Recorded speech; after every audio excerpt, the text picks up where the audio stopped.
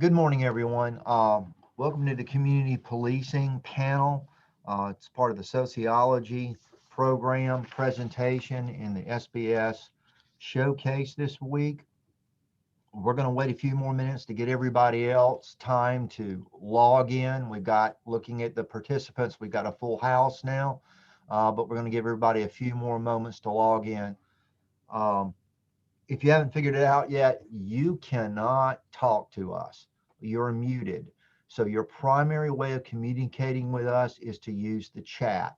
So if you'll drag your mouse either to the upper part of the screen or the lower part of the screen, a toolbox, a toolbar will pop up and you'll see a icon with a dialogue balloon there, and underneath it will be chat, CHAT. You just click on that and it's going to open up, and then you can type whatever questions or comments you have in uh, as the panel progresses.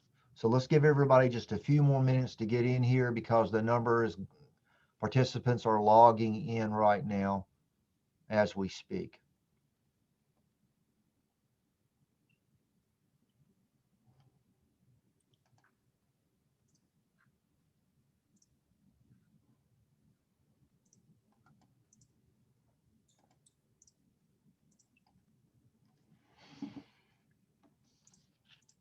Appreciate everybody coming in this early in the morning. I know a lot of you guys have late shifts that you work and stuff like that. So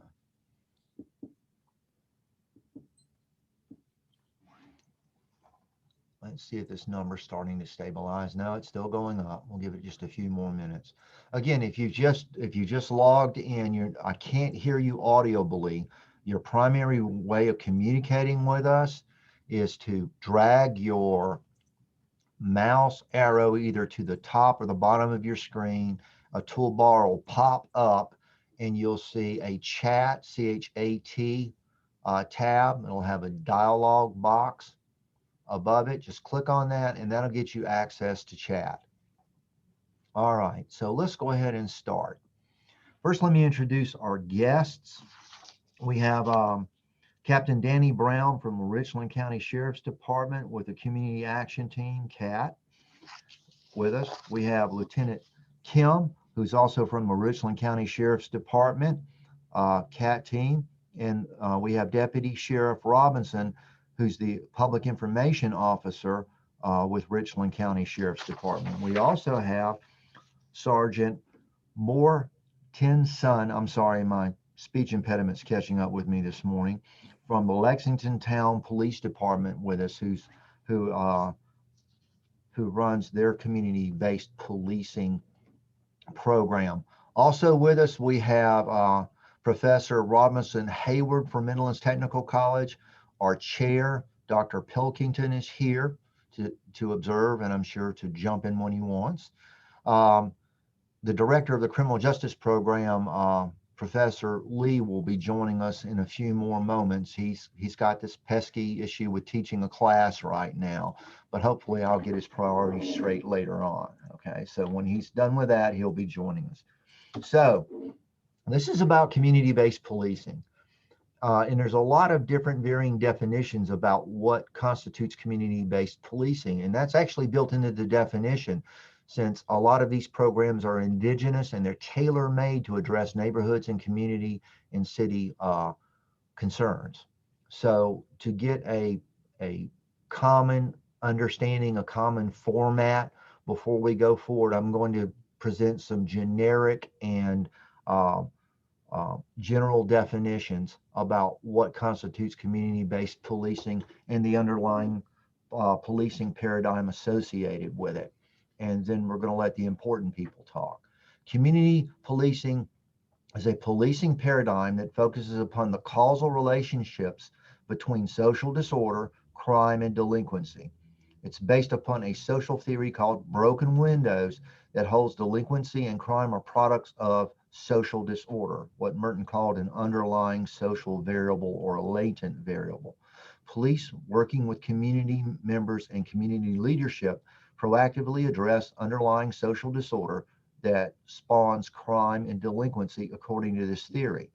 This requires a cooperative relationship between the communities being policed, leadership within the communities, business, political, religious, and the police. And the police often act as managers of that process and help those other actors focus their efforts.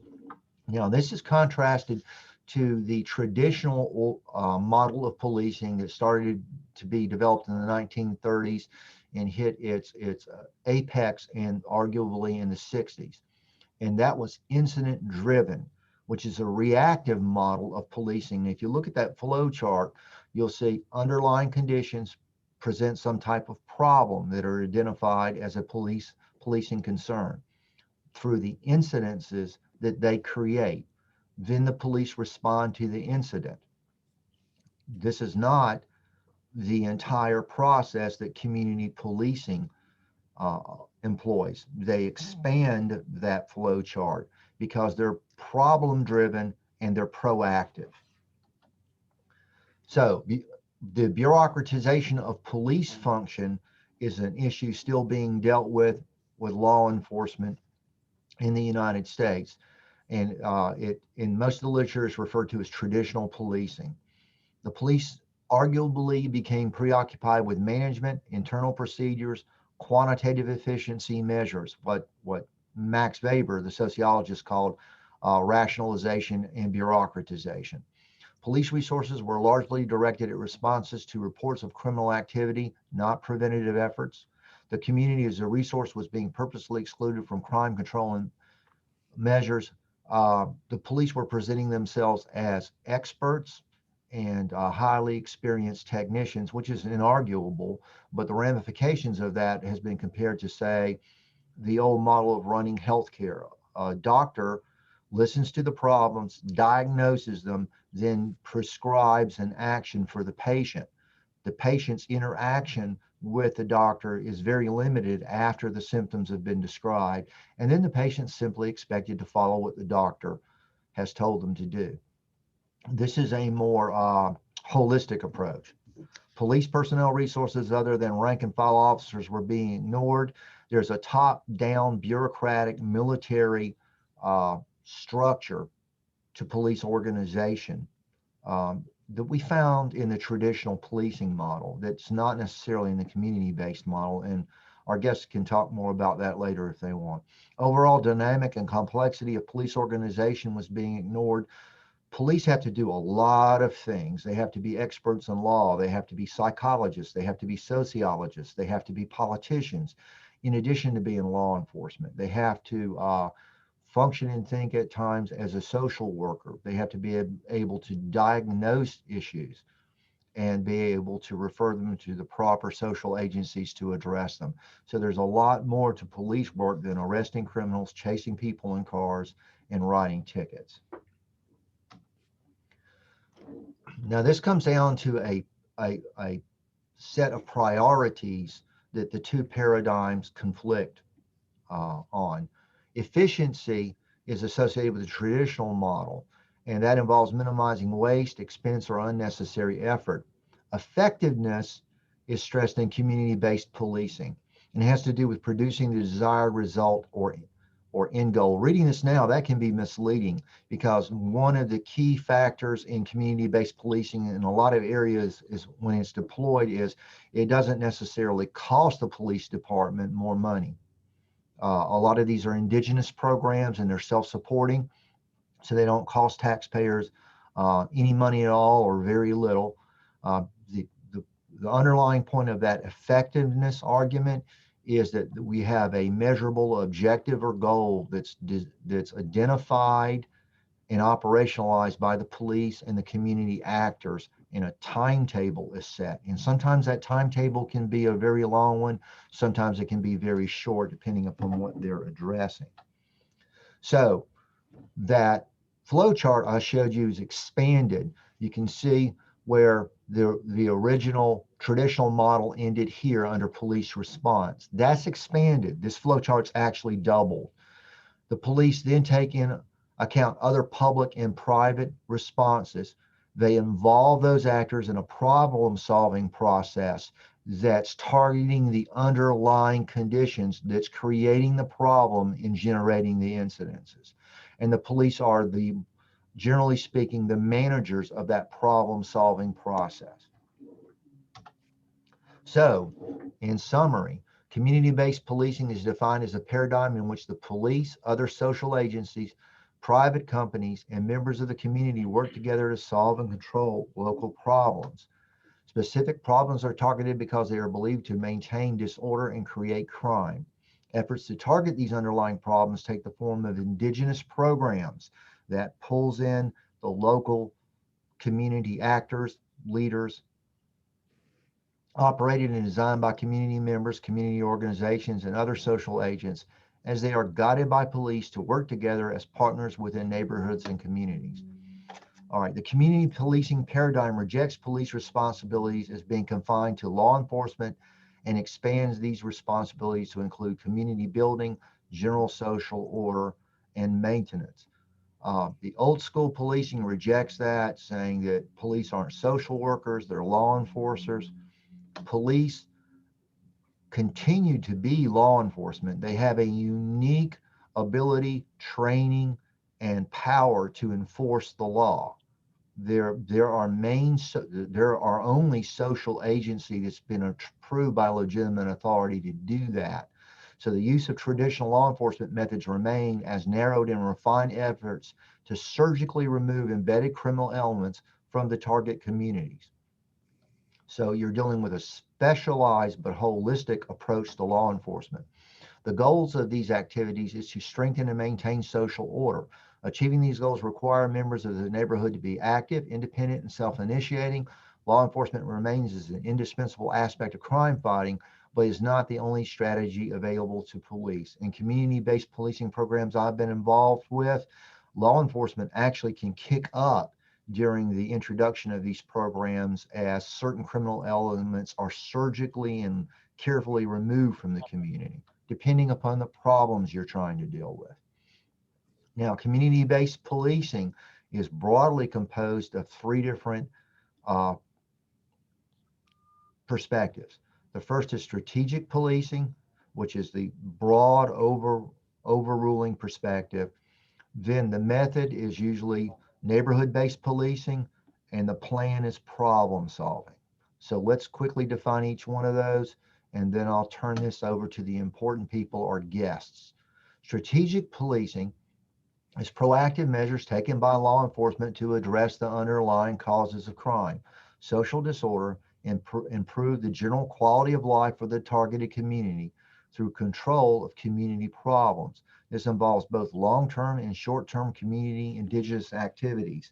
So police are going to be involved in the community for a relatively long time. This takes a lot more time than just arresting people or writing tickets. That might very well be a technique used, but that doesn't identify the objective and the goals of the program. Problem solving involves identifying problems and making decisions about how to deal with them.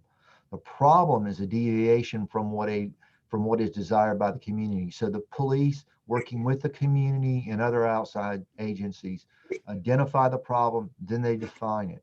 Then based upon those understandings, they reach a decision, which is a judgment or conclusion made by police and community working together. What's important to understand is the police organize and lead this effort. They control it because they're the experts. They know where their boundaries of abilities are confined to, and they augment that by other neighborhood assets who can do other things that they can't do. Neighborhood-based policing is a core element which directs community-based policing efforts.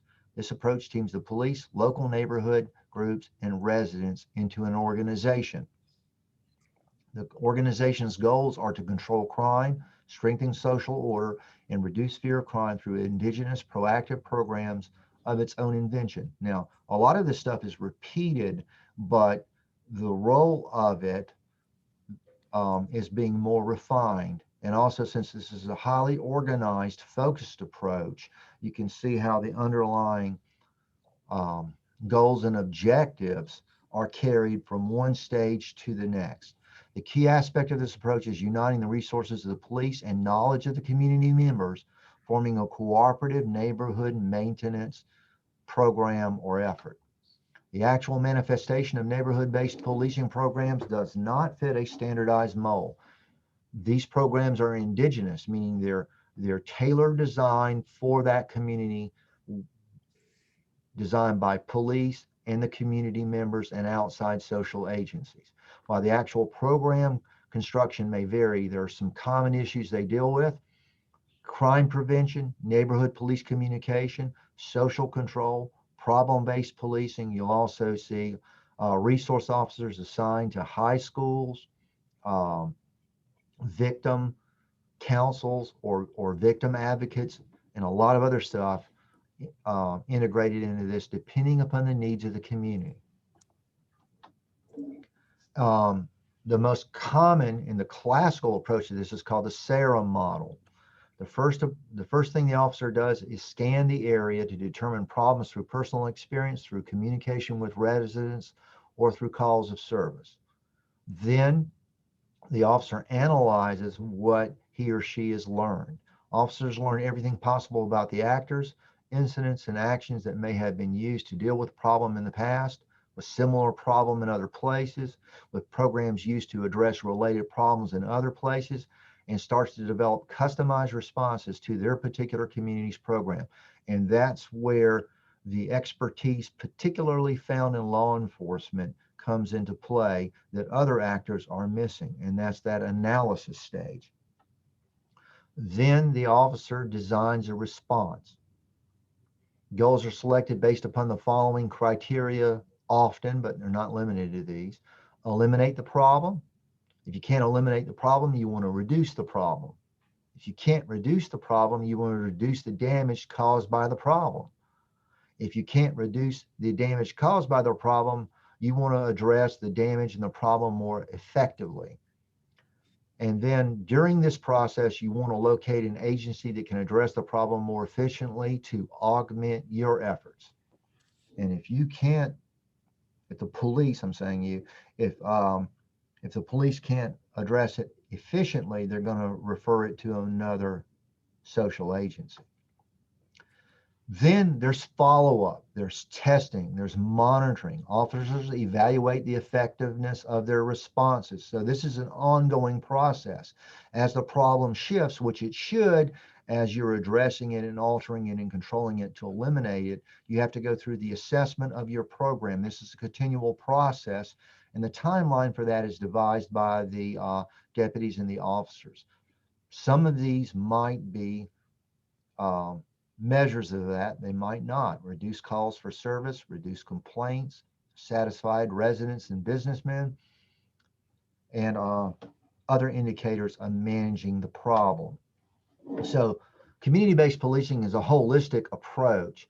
It takes into account actors, incidences, and responses, and you're dealing with a arguably four-dimensional puzzle that is continually shifting that the police and the deputies are dealing with. So with that in mind, and now we have a common, hopefully, foundation of understanding to proceed, our panelists can introduce themselves again, talk about what they want, make corrections in this general model, and refine it to what they specifically do in the communities that they apply it in. So Captain Brown, we'll go with rank and not looks and start with you, okay? Yeah, probably not the looks would be good. Hey, good morning, everybody. My name is Danny Brown. I'm a captain with the Richland County Sheriff's Department. Currently, I'm sitting on about 21 years at our department. I come to the Sheriff's Department out of the military. I was a military police in the Army, which I'm actually still in. I'm in the reserves now, and came to the community action team back in 2000, about 6 months into the job, and have been a part of the team off and on ever since. Our team, and Marcus will probably tell you a little bit about it. Cameron does the same stuff over in Lexington City with our community-based police and stuff that we do.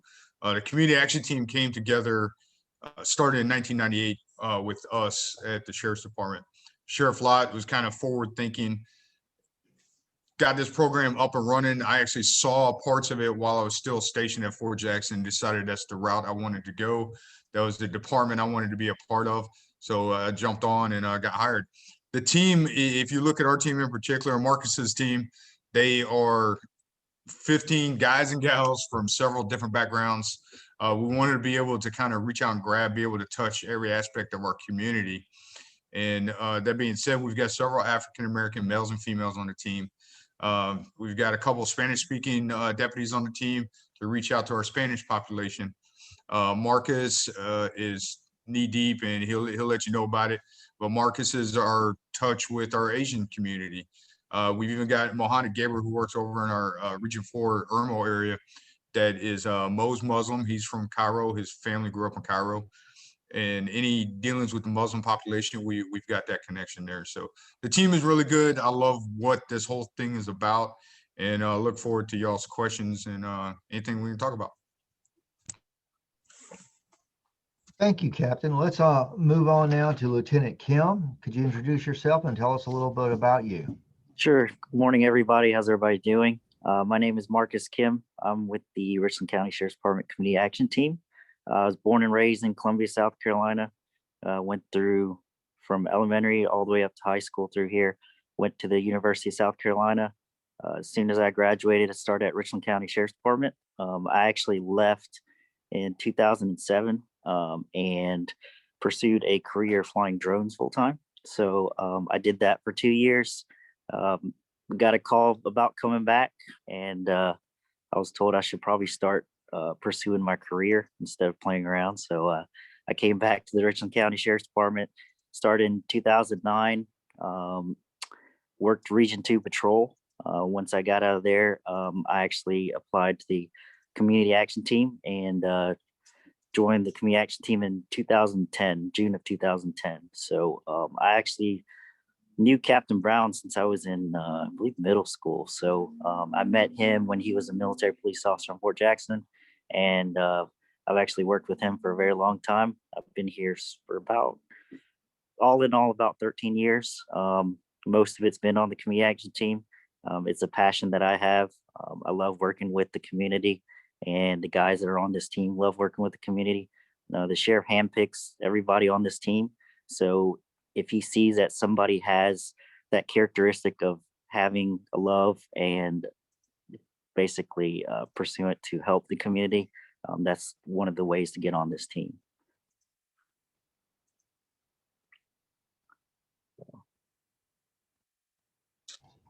Okay, thank you, Lieutenant. Let's move on to Deputy Sheriff Robinson, sir. Could you introduce yourself and tell us a little bit about you now? All right, well, good morning, everybody. Again, my name is Deputy Robinson. I come here to the Sheriff's Department after about 14 years with the Highway Patrol. There I worked with the, there we were called Community Resource Officers. So I did what I'm doing now, but I just did it on the Highway Patrol, and I do it here. And our job is, to put the image of the Sheriff's Department whenever things are happening. We try to put it out there with the media and be transparent and let them know what's going on, because the Sheriff's Department wants to put our side out there, our story out there about what we're doing and how we're doing it.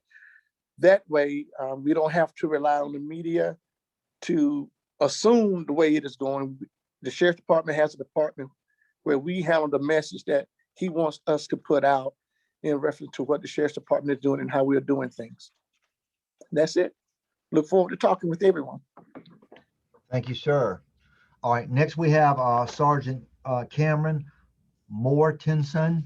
I'm sorry, my speech impediment's catching up with me again. I don't know why. Could you tell us a little bit about yourself, and I'll be quiet and listen. So I've been with the Lexington Police Department. This summer will be 20 years, and I've been able to have a lot of different experiences while working here. Start out in patrol, spent some time there, and then transitioned to our traffic safety unit. Was a canine handler, worked narcotics for a number of years on a task force, then transitioned to just working general investigations. And then for the last 7 years, I've been in our special operations division. And what started out working with our training unit, school resource officers, our traffic safety unit, and our community action team is now funneled down to where I spend most of my time working with our community action team. And then I'm our department's public information officer. And so that ranges from everything with dealing with the media to being very active on about 35 different neighborhood Facebook and social media pages, to also maintaining our own department social media presence. In 2014, the Lexington Police Department, all of our chief, our administrators, our unit supervisors, division commanders came together and started hashing out a strategic plan. The Lexington Police Department's always been heavily involved in the community, but we really wanted some direction on where the agency was going in all areas, and really whittled that down to a strategic plan that we could all follow. And one part of that was to improve community relations.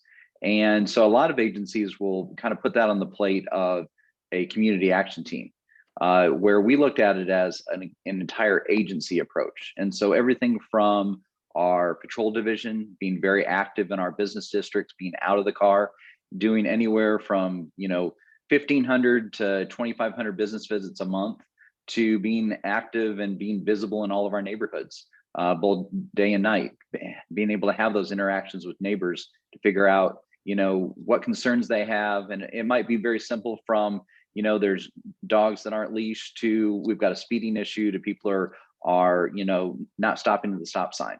We want to be there to listen to that. Our investigators, from a community policing model, we look at every case that comes through is assigned to an investigator, every criminal case. And so there's going to be follow-up. A lot of times people will file a report with the police, and then, I'll get messages about, hey, I never heard from, an officer or a detective or a deputy, because we do field a lot of questions from the local sheriff's departments and other agencies. People don't always realize that the Lexington Police Department is a small agency in an area with a lot of other different agencies. And what we found is that from a customer service standpoint, is that follow-up on every case means a lot to our community. We also have a victim advocate that does a lot of work with our victims in cases to kind of walk them through the process. If somebody's involved in a criminal domestic violence situation, they're not going to know what that next step is. And so having that victim advocate to be there to answer questions, to help line them up for the things that they need, all the way through to a possible trial, is one part of solving problems in our community. Our SROs, currently we have 7 schools with 9 SROs. We've got an SRO in every one of our Lexington District 1 school. So students, administrators, and staff all have a very involved relationship with our school resource officers. And likewise, our SROs are very involved in campus life. They're not there just as a security element. We want our SROs to be involved in clubs, they're coaches. We even have some that after school are our driving instructors. So, a student, and we see this oftentimes where, somebody that went to school in elementary is seeing that same SRO at different times in their life, all the way through school. And so it's kind of neat to see those relationships that are formed between our officers, in the schools. And then we also have a very robust CAT team. Sometimes, like right now, because of some shifts in the department, we have 1 CAT team member. We're supposed to have 4 CAT team members. But they're responsible for over 200 events that happen in the town of Lexington. That's everything from neighborhood safety days, where if we have vehicle break-ins, very quickly within a day or two, we're out there to speak to that neighborhood, to explain to them how they could prevent that with easy things like locking their car doors, making sure their garages are closed, make sure they're not leaving items of value in their car, to, we do a big fall festival. We're very active with our National Night Out program. We have a robust child passenger seat program where we check upwards of 300 seats a year. We do bike rodeos. We do a lot of outreach. And so all of these programs are done as an outreach, and we want to make sure that we're touching every part of our community, where everyone from our schools to our, excuse me, I've got a call. Everyone from students in schools to our families to our elderly, we have programs that are applicable for them so that they, their needs can be met. And then lastly, I do a lot of work with our social media. When I took over our social media pages, we only had about 3,000 followers. And honestly, a lot of people either thought we were the sheriff's department or they thought we were Lexington, Kentucky for some reason.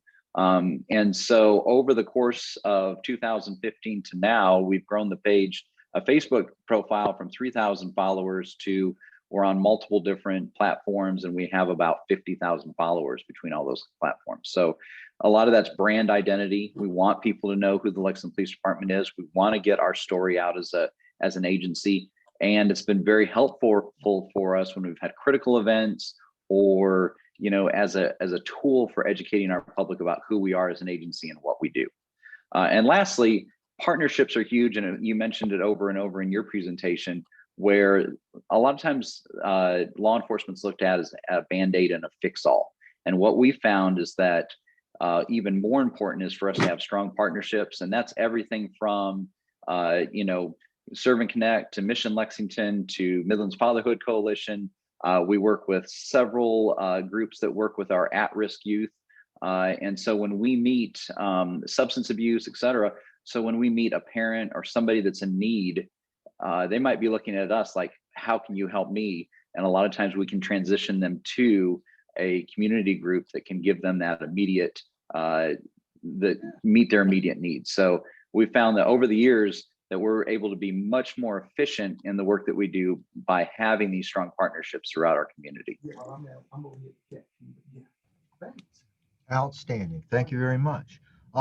Professor Lee, who's the director of our criminal justice program here at Midlands Technical College, and occasionally when I can con him into it, a sociology instructor for us, has joined. And Dwayne, I'm going to turn this over to you now, so you can start reviewing some of the many questions that are popping up in chat. Hey, good morning, everybody. I just want to say thank you for participating, and also to want to offer my congratulations to the folks from Richland County. I believe your sheriff just got a particularly important honor. For those of you that don't know, Sheriff Lott was named the National Sheriff of the Year for the United States. Is that correct? Am I correct in that? That's correct. That's correct. So well done there.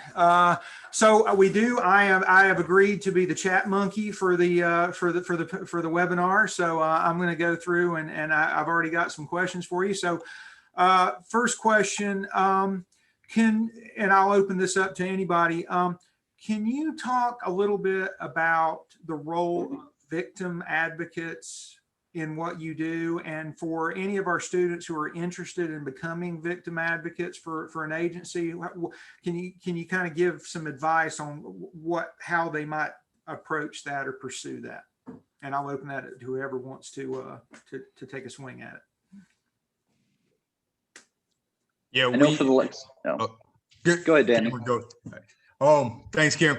Hey, and for us in particular, we do use, and I saw one of the questions about the advocates, is we do have a pretty vast victims advocates department, victim services, and we also have what we call youth arbitration. So we've got youth arbitrators and youth advocates, if you would say, that actually come in, they review some of these juveniles that have cases that may be leading them off the beaten path a little bit.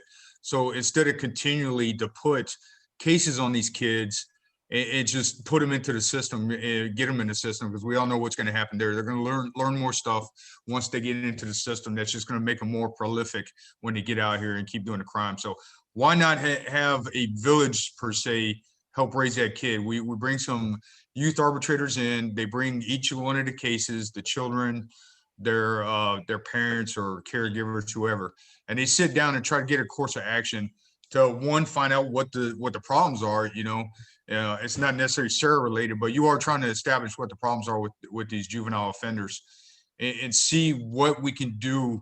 It could be the environment, it could be who they're hanging out with, it simply could be some mental health issues.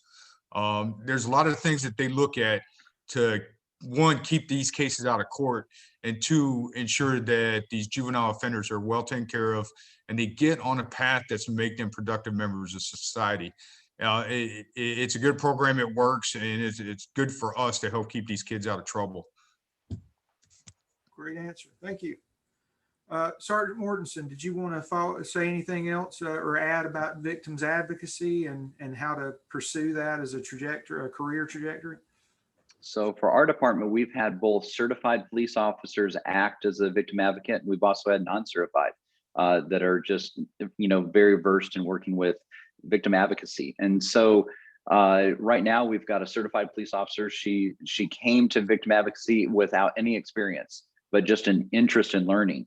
And we've been very pleasantly surprised over the years to see her really take on so much of that role and be very involved, not only in, for us, if we have an armed robbery or we have a domestic violence situation, there's a lot of times where that victim advocate is going to come out to the scene and begin working with that victim from moment one, because they can be there, they can spend the time with that victim where our investigators and officers that are on the scene all have different jobs.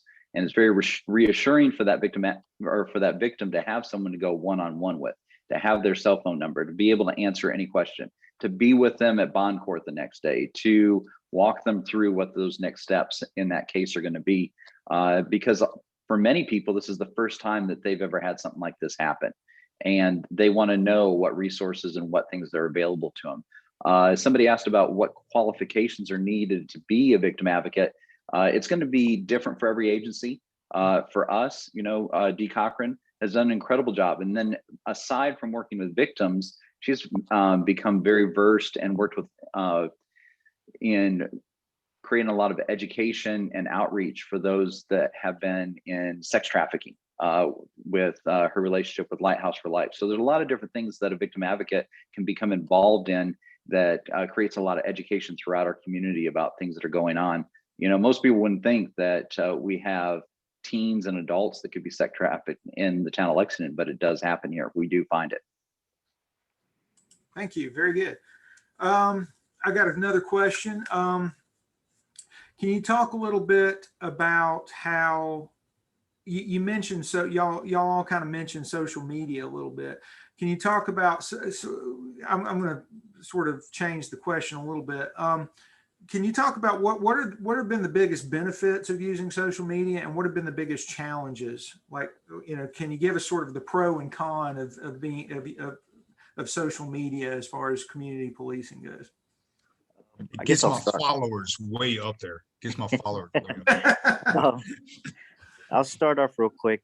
As far as social media, the good thing is you're able to use it to put out information quickly, because it's the younger generation. They don't watch the news, they watch social media. So whatever's on Facebook or I feel old now, Instagram or all that good stuff, that's what they're going to check first. I would say on the negative side, people have a lot of freedom of what they want to say. And just the comments that are said are sometimes hurtful and negative just because sometimes you have those, I would say, keyboard warriors that sit behind a computer and just say whatever they want and don't care what other people think about it. And I think that does have a negative effect. But for the most part, we do have a positive impact. We're able to put out missing person information or suspect information. And I know in the past with like Live PD, where they have information where like this is the crime of the week or something like that. And a lot of people have been caught through that. So just the power of social media and that stuff has had a positive impact.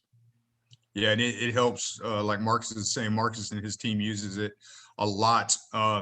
We use it, when we're doing events and stuff too. But Marcus mentioned the Live PD aspect of it. A lot of folks were like, "Why are we on that show?" Yada yada. But there had to been a way for a long time. It was kind of rough reaching that younger generation. In a couple of years now, the younger generation is going to be running everything. So we really needed to find a way to reach out and touch them and let them see exactly what we do. So you start seeing that they're on TV a lot. They're on the social media platforms. They're on TikTok, Twitter, all these other ones. And why not use that? It's a tool that we can reach out, that we can get our foot in the door to approach them and be like, hey, we're actually here to help you. We're not here to bust you, not here to arrest you. We are part of the communities that you guys live in. We're moms, dads, brothers, sisters, just like y'all. So why not get on these social media apps, use them not only to catch the criminals, but to catch the good kids as well, and let them see, hey, cops are people too, man. We like to have fun. I'm not dancing on TikTok or anything else, but just being on these apps. I was riding through one of our areas out. We were actually looking for a missing person a couple days ago, and I was out in Winslow riding around. And Winslow is one of those communities that we have had some issues with in the past. Riding through there, a group of kids, 12, 14, 15 years old, and a couple of them come up to the car, and first off, they mentioned Lime PD. And then these other two girls come up to the car, they're riding their bikes and walking their dog, and they're like, hey, I follow you on TikTok. I'm like, what's up? And it was that connection that they probably would have been a little bit standoffish in the past. But like Marcus is saying, man, we use these things, and we're going to continue to use these social media to help us out. Okay. I got a sort of a follow-up question for that. Can you sort of tell it, a big part of obviously community policing is connecting with the community, changing opinions in the community and so forth. Can y'all talk a little bit about what do you think is the single most important thing you can do when you have interactions with individuals out in the public to sort of combat the negative stereotype that the media is often pushing about police and policing? What's the most important single thing you as an officer can do when you have those interactions? Well, for us, I always want to make sure that whatever we say that we're doing on our website, whatever we're saying that we're doing on our social media, that our officers are actually doing. And for us, that means a lot of accountability. When I started with Lexington Police Department almost 20 years ago, we had a video camera in every car. Fast forward a number of years, we were the first agency in the Midlands to put body cameras on our SROs. Years later, with one of the first agencies in the Midlands to have a body camera on every one of our patrol officers, because we wanted those layers of accountability. And with that comes our supervisors are responsible to do spot checks, to make sure that our officers are doing the job that like we expect them to do, what our policy says, what our procedure says, how they've been taught to do the job. And another part of that is training. We invest an incredible amount of time in each of our officers with training each year because we want them to know what the expectation is. We want them to know how to react in high stress situations. And a lot of people don't know this. The state of South Carolina only requires 40 hours of training every 3 years to maintain your certification, where our officers have upwards of 100 to 150 hours each year. So they have literally 10 times the requirement. And we're seeing that as a huge benefit to the work our officers do. And another component to that is teaching de-escalation, not only as like a block within our yearly recertification for 2 hours or whatever it is, but de-escalation training is a part of everything from handcuffing all the way up to firearms training, that it's part of the lesson plan. It's part of something that's taught, it's part of scenarios. And we've seen where our use of our response to resistance, where officers have to go hands-on, we can see where when we started teaching de-escalation to where we're at now, and those numbers keep going down, where officers are having to use force less because they're using other tools in their toolbox to get the same job done. To follow up, I go ahead. would like to just piggyback off of that. If Sure. to the question, I think what we can do is that we let people know, and we let the public know that we are just people too. We are human too. We have families, sons, daughters. We're someone's brother, someone's son, and mainly we just connect. We try to connect with people on that human side, just to let them know we understand the pains that come when things don't go right. But basically, we just try to let people know and talk to them.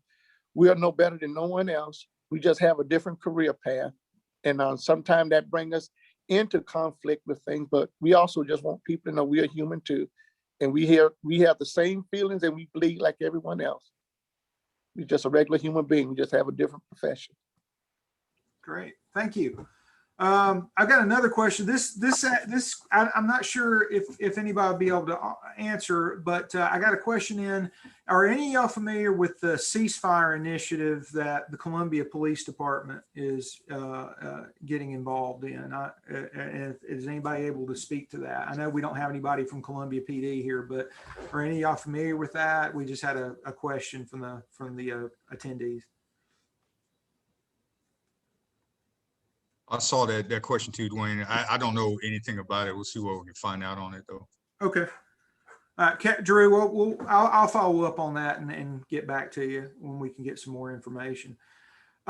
You mentioned, Sergeant Mortensen mentioned de-escalation, and of course that's a big thing right now and has been for a while. But could you tell some of the attendees if you had to pick the most important component in de-escalation, what would you say that would? I mean, what's the heart or the key of de-escalation? That one can be kind of tough. There's several ways to de-escalate. The problem is it can be troublesome sometimes to de-escalate a scene. I give you a prime example. If we end up having a major incident go on where we have to arrest somebody and there's tons of family members around, all of that's going on, it's hard for us to do that. So just a quick down and dirty de-escalation to that particular incident is, instead of handling everything on the scene with this suspect or whoever it may be, we're going to go ahead, if we got him in the car, there's already people, him or her in the car, we're going to go ahead and remove that patrol car from the area. We're going to grab all the cops and just get out of the area and handle business elsewhere. Some of the other things that I've used in the past to help de-escalate these situations, not everybody's going to be able to be talked down. So you got to find a common ground and be like, hey, let's work through this. Maybe we need to take a breather, come back and talk in a couple minutes. Let's see what's going on. Foot chases is one of the things that I've been able to show some type of de-escalation on. And we did it on Live PD. It's not that we're doing anything for the cameras. We do it all the time anyway.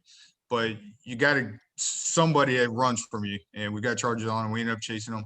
I had a guy, we were in Washington Park, pretty sketchy area at times, down there off Bluff Road and Sharp Road areas. And it's an area where a lot of family members live. And if you're down there, you're going to have a situation where a lot of people want to come see what's going on. So we go over several fences this night, and the kid ends up running out of his shoes, and we get him. I say kid because I'm 49. So get him at the end of the foot chase, and we've gone over a lot of fences. So my first thing is, me and him are both tired. Get him handcuffed, roll over, sit him up to where he can breathe. My first thing, as soon as the situation is over, is to calm it down. Ask the suspect, hey man, are you all right? You hurt? We're gonna get you taken care of. It's over. Let's work through it. You just have to be human and understand people are going to have their emotions involved. People are going to yell. People are going to scream.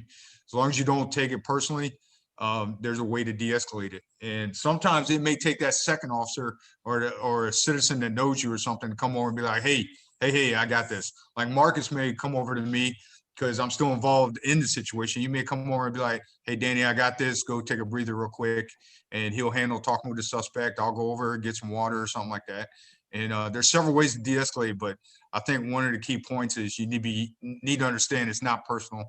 Everybody's human. They're going to take things to a whole nother level. Just don't take it personal and try to take a breather and calm down some. And people tend to respond to that a little bit. Thank you. Okay, let's see.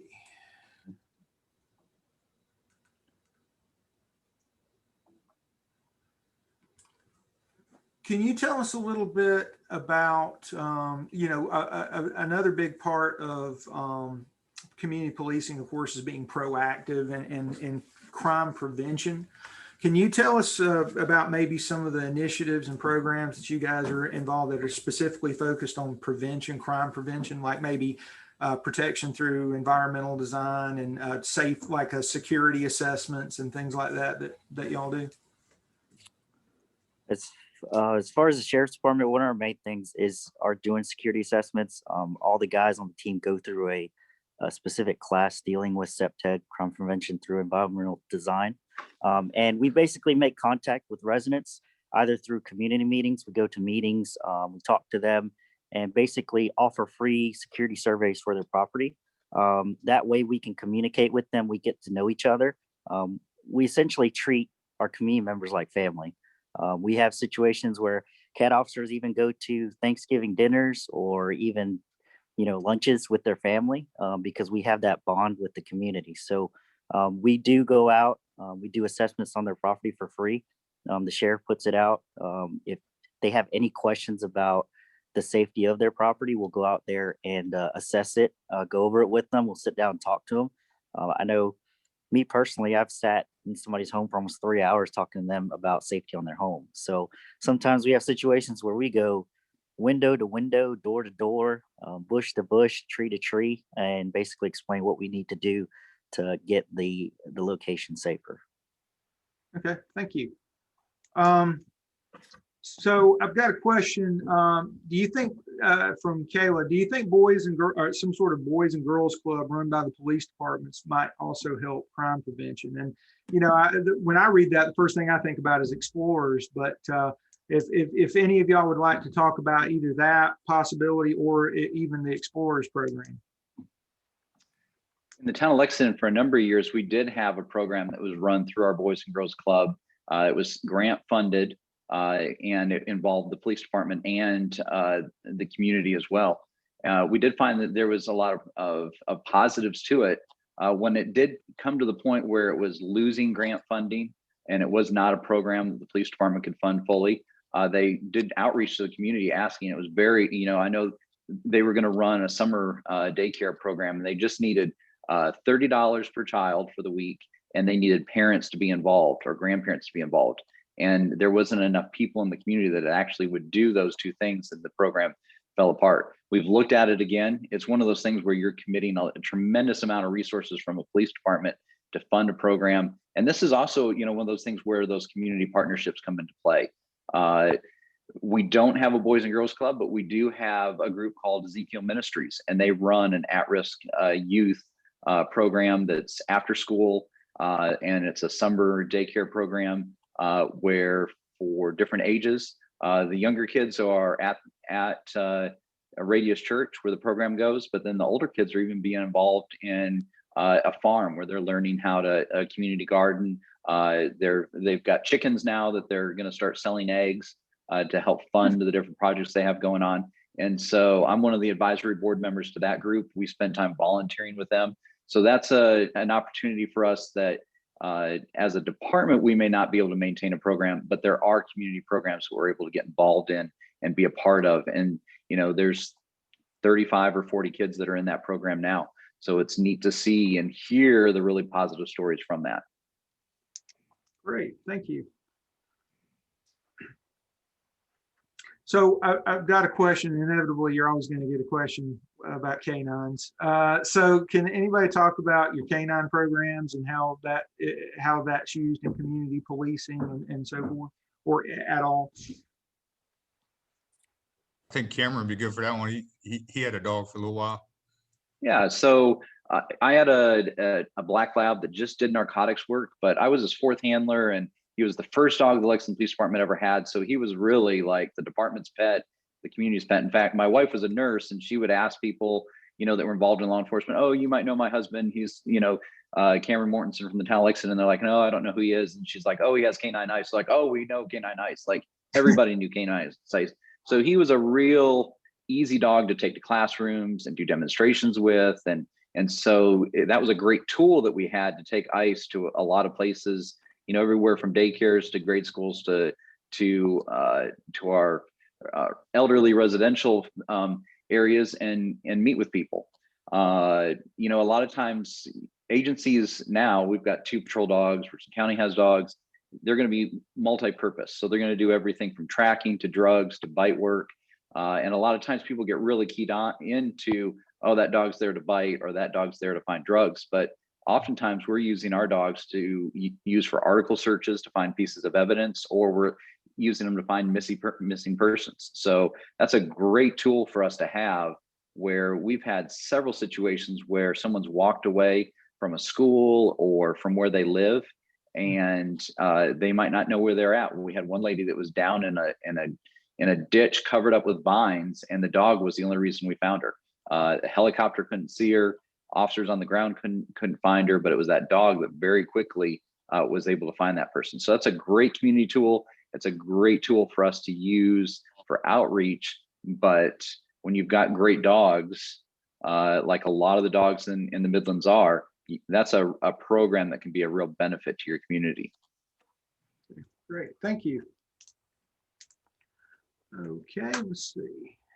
We got any more? I think we're coming up. This is probably going to be about the last question. I think, Wes, is this over? Is this scheduled? Yeah, we've got about 3 minutes left. Do you think it gives them enough time to respond to the question? Probably not. All right. Okay. Probably Okay. not. I Well, don't think so. all right. Well, let's go ahead. Let's go ahead and end the panel questions now, because we are running out of time, and I know these guys have other places they've got to be pretty quick when they leave here.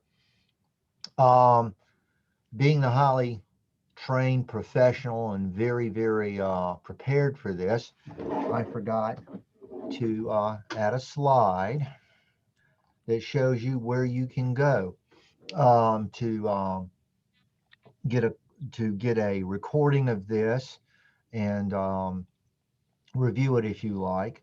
Dr. Pilkington, not to put you on the spot, which I'm getting ready to do, could you explain to the attendees where they can go and get a copy of Sure. You can go back to the midlandstech.edu/SBS week website, where it lists all of our events from this week, and click on this event. And if you're already registered, it should take you to the recording. We're also going to have the recording posted on the SBS department webpage in MyMTC, so you can access it there. Also, you can, of course, contact me or Dr. Abercrombie, and we can send you the link for that.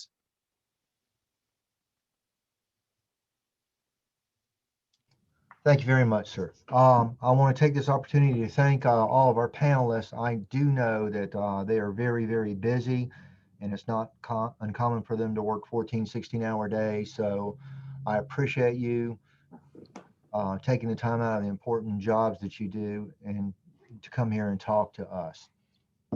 Hey, we're glad to be here, Wes. Thank you guys for having us. Cameron, good seeing you, Marcus. In the comments, I put my email address as well as Marcus's. If y'all have any questions about community-based policing and CAT team stuff, feel free to hit us up. Hey, I would like to add something if I could. Do we have time? Yes, sir. Hey, I just want to let the students at Midlands Tech know that Richland County Sheriff's Department is offering, it's a non-paid internship program. We're starting a new fall class, and it is a very, very good class where the students get an all-hands approach to what we're doing as police officers and how we do it. And it's just a real good class, and you can go online at www.rcsd to find out more about it. It's an awesome class. They get to do so much. They do from the agility test, firearms. They go out, they ride with the CAT team. They really get to see up close and personal how things are done. And I would advise anyone, any college student studying criminal justice or any program, if they want to learn more about law enforcement, please check out our internship program that we're having here at rcsd.net. It is truly awesome. How many slots do y'all have? At this point, we have about 13 slots, but everyone apply. You know, we haven't maxed out on anything yet. So, hey, we want everyone to apply for it. Okay, thank you. And you do offer that more than once, correct? So if it does fill up, they can go on a waiting list or on your call list, correct, sir? Yes. Yeah, and that is an excellent program, because it's one thing to explain something to someone and it's an entirely different thing for them to experience it themselves. Yes, they have a different perspective when they see it. All right. Again, thank you all very much for attending this. I appreciate you taking your time out, and I hope to see all of you guys later on. And I owe everybody a cup of coffee, my favorite phrase, but I'm sincere when I offer that. Okay. All right. Thank Take you. care. Thank you, guys. Bye. Al.